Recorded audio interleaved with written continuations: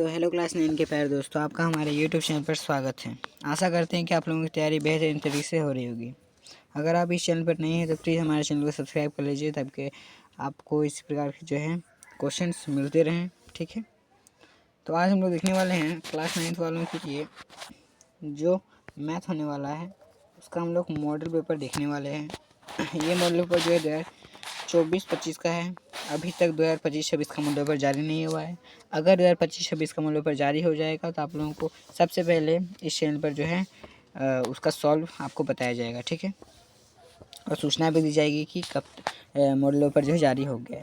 तो इसलिए हमारे चैनल को सब्सक्राइब कर लीजिए और हमारे साथ जो है जुड़ जाइए। तो आज हम लोग जो है 2024-25 का जो मॉडल पेपर देखने वाले हैं ये पूरा MCQ बेसिस पर क्वेश्चन पे आधारित है। और आप लोगों को 2025-26 में जो है MCQ ही आएगा और OMR शीट में जो है आप लोगों को लिखना है। ठीक है, देख लीजिए ये क्लास 9 वालों के लिए होने वाला है। ठीक है, सब्जेक्ट आपका मैथमेटिक्स होने वाला है, मैथ, और पूर्णांक 40 मार्क्स का होगा और टाइम जो है 1.5 घंटा आप लोगों को दिया जाएगा। देख लीजिए यहाँ पर जो कुछ सामान्य निर्देश दिए गए हैं, आप लोग यहाँ पर पढ़ सकते हैं। हम लोग डायरेक्ट क्वेश्चन की ओर आते हैं। ठीक है, देख लीजिए क्वेश्चन क्या बोल रहा है।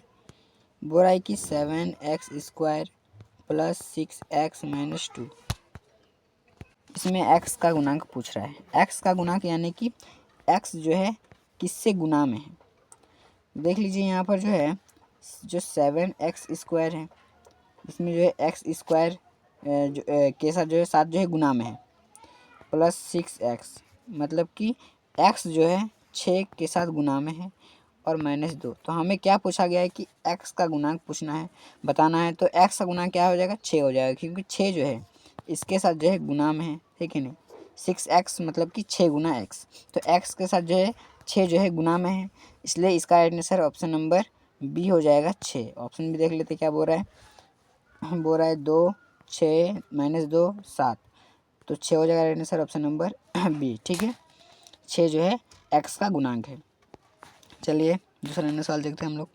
देखिए दूसरा नंबर सवाल हमारा बोल रहा है कि निम्न में से कौन जो है एक चर में बहुपद है। एक चर में बहुपद है 3√x + x√2, या फिर √x + 2, या फिर 4x² + √3 - 7, या फिर इनमें से कोई नहीं। तो इसमें से चर कौन है आपको बता दें। तो देख लीजिए इसका राइट आंसर हो जाएगा option number C. Option number C क्या बोल रहा है कि 4x² + √3x - 7। देख लीजिए ये किस लिए बहुपद होगा, क्योंकि इसमें जो चर है, ठीक है, ये चर के घात में क्या है, 2 है। तो चर के घात में अगर कोई भी जो है धनात्मक संख्या हो, मतलब कि अगर x का घात में अगर 3 हो, 4 हो, 5 हो, 2 हो, मतलब कुछ भी हो, जो पूर्ण अगर घात हो, ठीक है, तो वो क्या हो जाएगा, एक चर वाले बहुपद हो जाएंगे। ठीक है, और देख लीजिए ये लोग जो है बहुपद नहीं है, क्योंकि देख लीजिए यहाँ पर 3√x है। ठीक है, यहाँ पर 3√x है प्लस x√2 है। तो आप लोग बोलेंगे कि यहाँ पर तो x, हम बता देते कि यहाँ पर जो x जो है रूट के अंदर है, इसलिए ये बहुपद नहीं होगा। ठीक है, ऑप्शन नंबर बी देख लेते हैं हम लोग क्या बोल रहा है, √x + 2। ठीक है, इसमें देख लीजिए x जो है रूट के अंदर, ये भी नहीं होगा। ऑप्शन नंबर सी देख लीजिए क्या बोल रहा है, 4x² + √3x - 7। अब आप बोलेंगे सर इसमें तो ये x का भी तो रूट है, लेकिन नहीं, सिर्फ यहाँ x का रूट नहीं है ना, दोनों का यहाँ पर रूट है, ये आप लोग याद रखिएगा, दोनों का यहाँ रूट है। तो यहाँ पर देख लीजिए जो x है उसका पावर में जो है ये पूर्णांक मतलब पूर्ण संख्या है, ठीक है ना, 2 जो है एक पूर्ण संख्या है, तो इसलिए ये जो है एक चर में बहुपद हो जाएगा, इसलिए ऑप्शन नंबर सी इसका राइट आंसर हो जाएगा। इसमें कन्फ्यूजन नहीं होना है आप लोगों को, ऑप्शन नंबर सी इसका राइट आंसर हो जाएगा। चलिए तीसरा नंबर सवाल देख लेते हैं। तीसरा नंबर सवाल हमारा बोल रहा है कि x² - 2x + 5 कैसा बहुपद है। बोल रहा है x² - 2x + 5 यह कैसा बहुपद है। ऑप्शन में दिया है रेखिक बहुपद, द्विघात बहुपद, त्रिघात बहुपद, इनमें से कोई नहीं। तो आप लोगों को बता दें कि रेखिक बहुपद क्या होता है, किसी भी चर के पावर में कुछ नहीं हो, यानी कि मतलब 1 हो, तो अगर 1 रहेगा तो रेखिक बहुपद। द्विघाती मतलब अगर किसी भी चर के पावर में अगर 2 रहेगा तो वो द्विघाती बहुपद हो जाएगा। और किसी भी चर के पावर में अगर 3 रहेगा तो वो त्रिघाती बहुपद हो जाएगा। तो देख लीजिए यहाँ पर यहाँ पर जो दिया हुआ है x² - 2x + 5, यहाँ देख लीजिए यहाँ पर जो है x का पावर में 2 है, यानी कि ये जो है द्विघाती बहुपद है। ऑप्शन नंबर बी जो है इसका राइट आंसर हो जाएगा। इसी प्रकार हम लोग चौथा नंबर सवाल देख लेते हैं क्या बोल रहा है। चौथा नंबर हमारा सवाल बोल रहा है कि 99 का स्क्वायर - 98 का स्क्वायर क्या हो जाएगा। तो अगर हम लोग इसका स्क्वायर निकालें फिर इसका स्क्वायर निकालें और घटाएं तो बहुत टाइम हो जाएगा। इसको अगर हम जो है टेक्नोलॉजी लगाकर इसको अगर हम सॉल्व करते हैं तो देख लीजिए ये जो है 99 का स्क्वायर ये जो है इसको अगर a मान लेते हैं और 98 को अगर b मान लेते हैं तो देख लीजिए ये हो जाएगा a² - b²। और हम लोग जानते हैं कि a² - b² का फॉर्मूला होता है a + b × a - b, ये फॉर्मूला होता है। इस फॉर्मूला में हम लोग बैठाएंगे, a का जगह में 99 रखेंगे, b का जगह में 98 रखेंगे। ये आप लोग को समझ में आ रहा होगा, आशा करते हैं। तो देख लीजिए हम लोग a की जगह में क्या रखेंगे 99, इधर प्लस क्योंकि ये a है, और b की जगह में 98, ठीक है, इंटू फिर 99 रखेंगे, फिर -98, ठीक है, इसको ऐसे ब्रैकेट। अब इन दोनों को जोड़ेंगे कितना हो जाएगा, देखिए 9 8 17, हाथ में बचा 1, 9 9 18 और 1 19। इधर गुना में क्या हो जाएगा, इसको घटाएंगे तो 99 में 98 जाएगा, क्या हो जाएगा 1 हो जाएगा। अब 197 गुना 1 करेंगे तो क्या हो जाएगा हमारा 197 हो जाएगा, ठीक है, ये राइट आंसर हो जाएगा 197। इसको सॉल्व करने पर हमारा 197 आएगा। ऑप्शन देख लेते हैं 197 कहाँ है, देख लीजिए ए में जो है 1 है, बी में 187 है, सी में 197 है, डी में 204 है।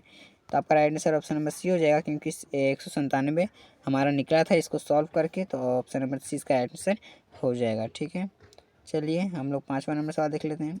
देख लीजिए 5वां नंबर हमारा सवाल बोल रहा है कि ये जो है 1 और 2 -2 -3 2 और -3 स्थित है, कहाँ स्थित है। यहाँ पर जो आप लोगों को चतुर्थांश पूछा जाएगा तो इस प्रकार से आपको जो है बता दिया जाएगा। यहाँ देख लीजिए यहाँ पर x है, इसको x डैश बोलते हैं, ये x अक्ष है और ये y अक्ष है, इसको y डैश बोलते हैं, ठीक है। इधर सब जो है 1 2, ठीक है, 3, ये सब जो है प्लस होंगे, इधर वाला प्लस होंगे, इधर वाला माइनस होगा, सब -1 -2, ठीक है। और देख लीजिए यहाँ पर जो है होता है ये भी प्लस में होता है 1 2, और इधर माइनस में होता है -1 और इधर -2, ठीक है, आपको समझ में आ जाएगा।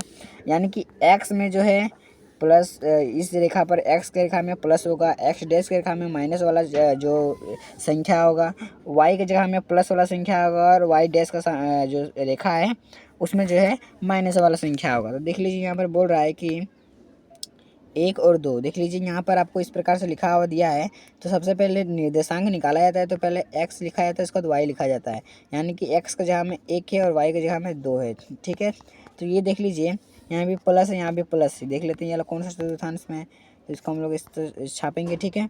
यहाँ पर देख लीजिए यहाँ भी प्लस वाला है, क्योंकि ये x है, ये y है, ठीक है, यहाँ पर x डैश है, यहाँ पर y डैश है, ठीक है। तो यहाँ देख लीजिए इधर प्लस है, इधर प्लस है, मतलब ये चतुर्थांश में आ जाएगा। इसको बोला जाता है प्रथम चतुर्थांश, ठीक है। यहाँ पर है -2 -3। अब देख लीजिए यहाँ भी माइनस है, यहाँ भी माइनस है, पहले x को लेंगे उसके बाद y को लेंगे, तो माइनस और माइनस यानी कि ये वाला चतुर्थांश आ जा रहा है। तो इस चतुर्थांश को हम लोग तृतीय चतुर्थांश कहते हैं, ठीक है। इसको द्वितीय चतुर्थांश कहते हैं, इसको चतुर्थ चतुर्थांश कहते हैं, ठीक है। बोल रहा है कि यहाँ पर 2 और -3। अब देखिए 2 मतलब x जो है प्लस में, यानी कि इधर आ जाएगा, ठीक है। x जो है वो जो है प्लस में, यानी कि इधर हो जाएगा, और y जो है माइनस में, यानी कि इधर y माइनस है।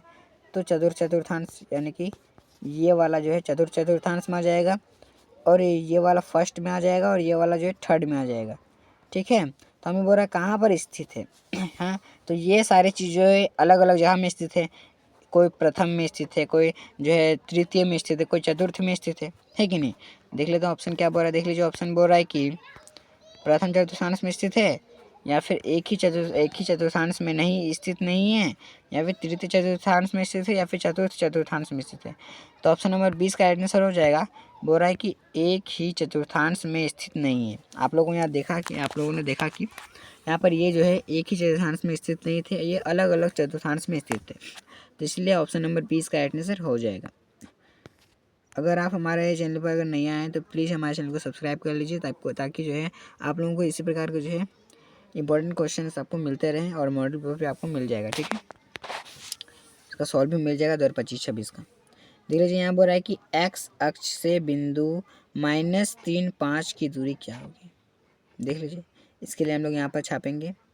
ठीक है, बोल रहा है यहाँ पर इधर एक्स होता है, यह वाई होता है, और इधर एक्स डैश होता है और इधर वाई डैश होता है। ठीक है, बोल रहा है कि यहाँ पर -3, 5 मतलब -3 मतलब एक्स, और -3 इधर माइनस वाला होता है। ठीक है ना, तो इधर हम यहाँ पर -3 मान लेते हैं। ठीक है, यहाँ -3 हम मान लेते हैं। ठीक है, और यहाँ पर जो हम -5 मान लेते हैं।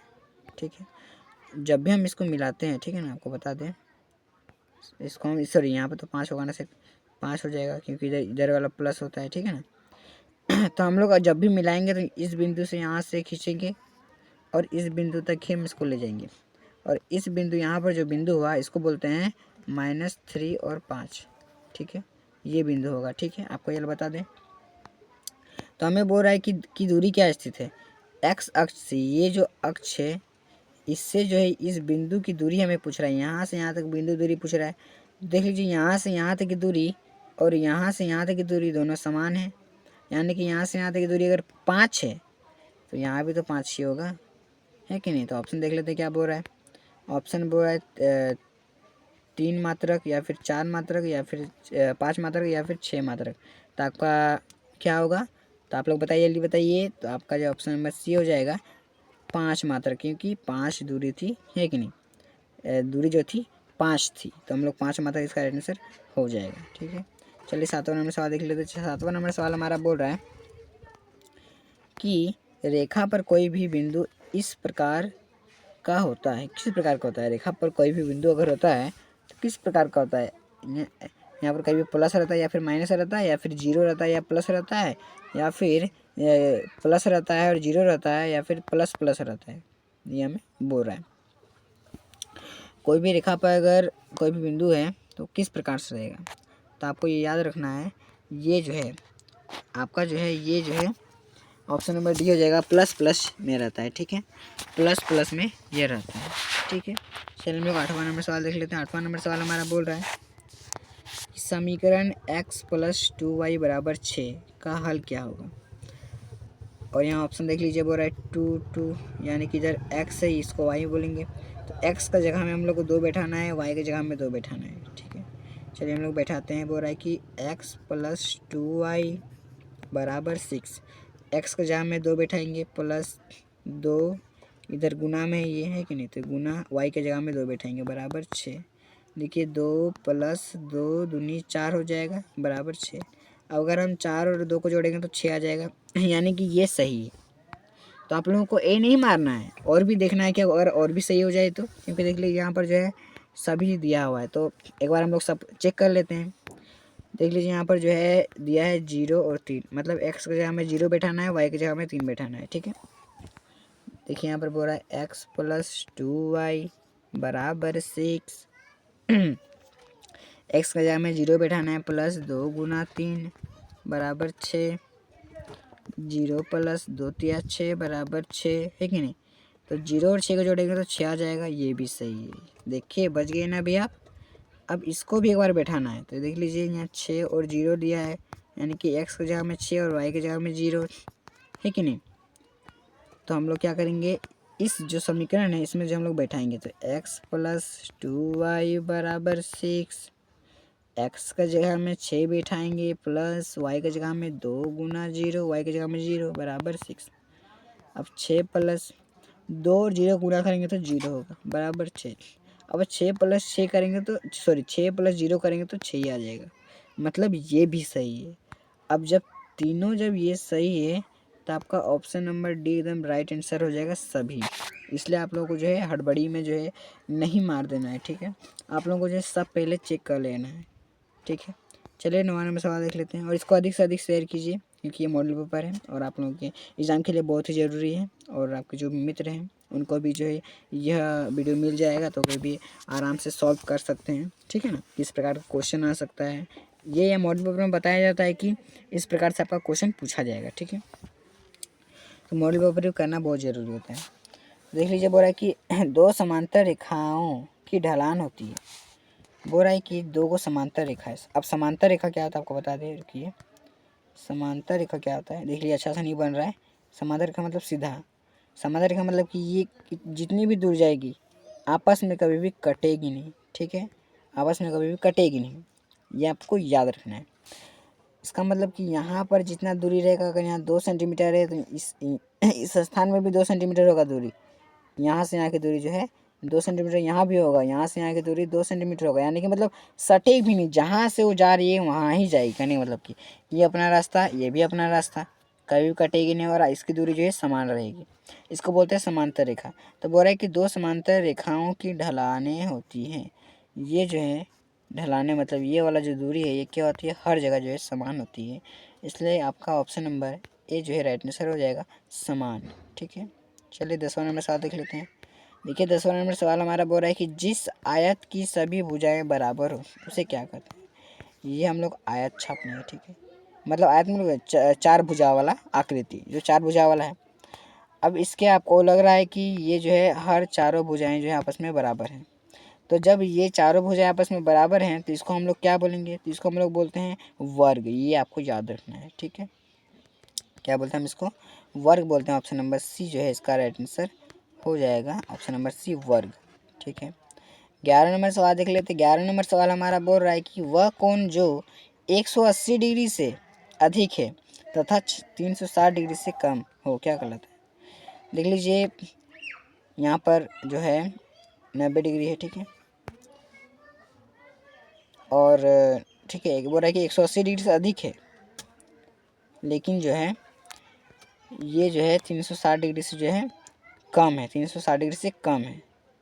ठीक है, तो न्यून कोण क्या होता है, आप पहले ऑप्शन भी देख लेते। बोल रहे हैं न्यून कोण, न्यून कोण होता है कि 90 डिग्री से कम होता है, 90 डिग्री से कम होता है। ठीक है, तो 90 डिग्री से कम तो नहीं है, 180 डिग्री से अधिक है, तो ऑप्शन नंबर ए तो नहीं होगा। बोल रहा अधिक कोण, अधिक कोण क्या होता है, 90 डिग्री से अधिक होता है, इसको अधिक कोण बोल रहा है, लेकिन यहाँ बोल रहा है कि 180 डिग्री से अधिक है, तो ऑप्शन नंबर सी भी नहीं होगा। अब पूर्ण कोण बोल रहा है, ठीक है, बोल रहा है कि पूर्ण कोण, तो पूर्ण कोण भी नहीं होगा क्योंकि 90 डिग्री नहीं है। 90 डिग्री कोण को समकोण कहते हैं, मतलब पूर्ण कोण है कि नहीं, मतलब ये भी नहीं होगा, पूर्ण कोण भी नहीं होगा। प्रतिवर्ती कोण क्या होता है, ये बोल रहा है कि 360 डिग्री से कम है, ठीक है, और 180 से अधिक है। तो कोई भी कोण 180 डिग्री से अधिक रहेगा और 360 डिग्री से कम रहेगा तो इसको हम लोग बोलते हैं प्रतिवर्ती कोण। ठीक है, क्या बोलते हैं इसको हम लोग, प्रतिवर्ती कोण बोलते हैं। इसको निकालने का भी तरीका यह है अगर आपको दिया रहेगा 30 डिग्री, ठीक है, रुकिए, आपको दिया रहेगा 30 डिग्री का प्रतिवर्ती कोण क्या होगा, तो 30 डिग्री का प्रतिवर्ती कोण क्या होगा, तो इसका अगर प्रतिवर्ती कोण निकालना है हम लोग को, तो हम लोगों को जो है 360 डिग्री से 30 डिग्री को घटा देंगे तो हमारा जो है प्रतिवर्ती कोण निकल जाएगा। तो इसको घटाने पर क्या आ जाएगा, 330 डिग्री, ये हमारा हो गया प्रतिवर्ती कोण। ये आपको एकदम याद रखना है, इस प्रकार से जो है निकाला जाता है प्रतिवर्ती कोण। तो इसका राइट आंसर क्या हो जाएगा, ऑप्शन नंबर बी हो जाएगा, प्रतिवर्ती कोण। चलिए हम लोग 12 नंबर सवाल देख लेते हैं। और अगर आपको यह वीडियो अगर अच्छा लग रहा है तो प्लीज़ लाइक कीजिए और हमारे चैनल को सब्सक्राइब कर लीजिए याद करके प्लीज़। ठीक है, हम लोग 12 नंबर सवाल देखते हैं। क्या बोल रहा है 12 नंबर सवाल, कि उस कोण की माप क्या है जो अपने संपूरक कोण का आधा होता है। अब संपूरक कोण क्या होता है, संपूरक कोण होता है 180 डिग्री। बोल रहा है उस कोण की माप क्या है जो अपने संपूरक कोण का आधा है। इसका अगर ये संपूरक कोण, इसका अगर आधा करेंगे तो क्या हो जाएगा, 90 डिग्री हो जाएगा, है कि नहीं। लेकिन आपको ऐसा नहीं सोचना है। यहाँ बोल रहा है कि उस कोण की माप क्या है, अगर हम माप क्या है जो अपने संपूरक कोण का आधा है। मान लेते हैं कि वह कोण x है, ठीक है, तो उस कोण की माप क्या है, तो ये x है जो अपने संपूरक कोण का आधा है। इसका संपूरक कोण निकालेंगे तो संपूरक कोण निकालने के लिए 180 डिग्री से घटा देंगे, x घटा दिए। अब ये हमारा निकल गया संपूरक कोण। इसका अगर हम आधा करेंगे तो क्या होगा, ठीक है, इसका आधा करेंगे तो क्या निकलेगा, ठीक है। देख लीजिए, अगर आपको इस प्रकार समझ में नहीं आ रहा है तो हम ऑप्शन ही से देखते हैं, ठीक है। बोला है 90 डिग्री, बोला उस कोण की माप क्या है जो अपने संपूरक कोण का आधा है। तो 90 डिग्री का हम अगर संपूरक कोण निकालेंगे तो 180 डिग्री माइनस 90 डिग्री हो जाएगा 90 डिग्री। 90 डिग्री जो है ये 90 डिग्री जो है अपने इस समपूरक कोण का जो है क्या है, आधा है कि नहीं। क्या बोल रहा है, फिर समझिए।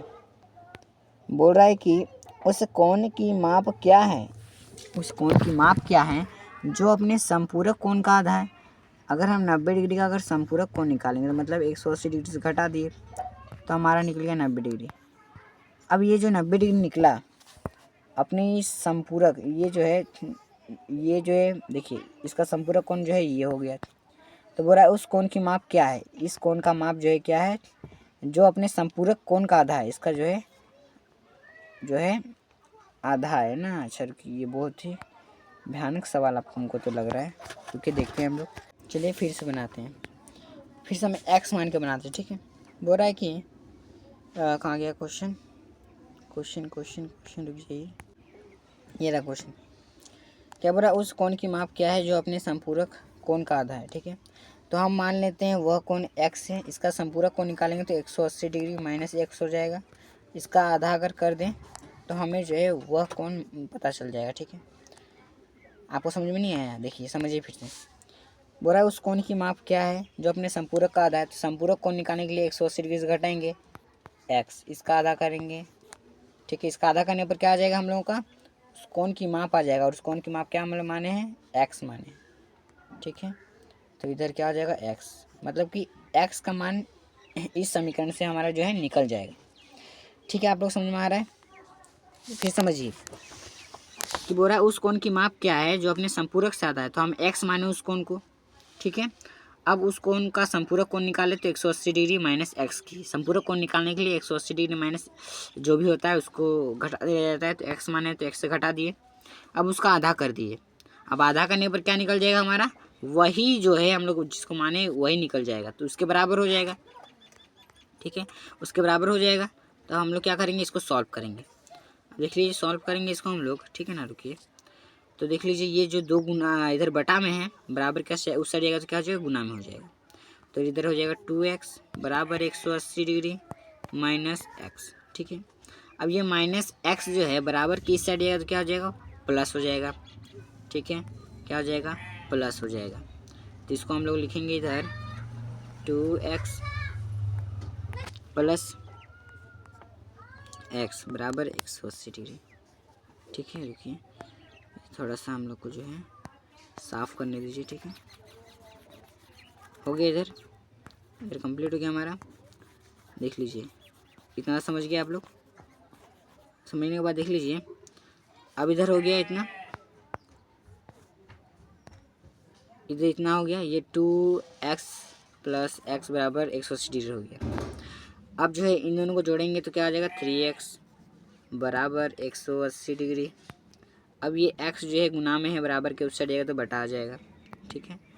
तो x बराबर 180 डिग्री बटा 3, तो इसको काटेंगे 3 से, 3 छक 18 0। तो x का मान क्या आ जाएगा, 60 डिग्री। तो x का मान 60 डिग्री मतलब वो x का मान क्या है, 60 डिग्री। मतलब ये 60 डिग्री जो है अपने जो है संपूरक कोण का आधा है, ठीक है। देख लीजिए हम लोग कैसे बताते हैं आपको। हम लोग का x का मान 60 डिग्री निकल गया। हम लोग क्या माने थे, x का मान x माने थे, ठीक है। अब 60 डिग्री निकल गया तो हम लोग इसका संपूरक को निकालेंगे, 180 डिग्री का संपूरक को निकालेंगे तो इससे घटा देंगे और इससे इसको 2 से भाग दे देंगे, इसका आधा बोला था। अब इसको घटाने पर क्या आ जाएगा हमारा, इधर 120 आ जाएगा। 180 डिग्री में अगर 60 डिग्री घटाएंगे तो 120 आ जाएगा, बटा में इधर 2 आ गया। इसको अगर काटें हम लोग, देखिए 2 एकम 2, 2 छक 12 0, मतलब यही वाला कोण जो है यहाँ पर आ गया। यानी कि हमारा ऑप्शन नंबर सी जो है राइट आंसर हो जाएगा 60 डिग्री। देखिए ये क्वेश्चन हमारा कितना जो है टाइम वेस्ट मतलब कि अच्छी बात है, हम लोग लेट किए कोई बात नहीं, हम लोग क्वेश्चन को समझ गए, ठीक है ना। आप लोग को ये नहीं करना है। और ये पूरा वीडियो देखिए आप, ठीक है। देख लीजिए, बोल रहा है 2 सर्वांगसम आकृति होते हैं। दो सर्वांग सम, सर्वांग सम मतलब क्या होता है, जैसे कि ये वृत्त है ये भी वृत्त है, दोनों आपको जो है एकदम समान टाइप का लग रहा है, ठीक है, लगभग समान लग रहा है, तो ये दोनों जो है क्या है, सर्वांग सम है। सर्वांग सम का जो है ये चिन्ह होता है, इसको इस टाइप से बोलते हैं। तो सर्वांग सम का मतलब होता है कि ये दोनों जो है आपस में जो क्या है, बराबर है। तो सर्वांग सम मतलब होता है ये दोनों आपस में समान है, ठीक है, ये आपको याद रखना है। तो बोला दो सर्वांगसम आकृति क्या होते हैं, असमान या फिर समान या फिर समानुपाती या फिर इनमें से कोई नहीं।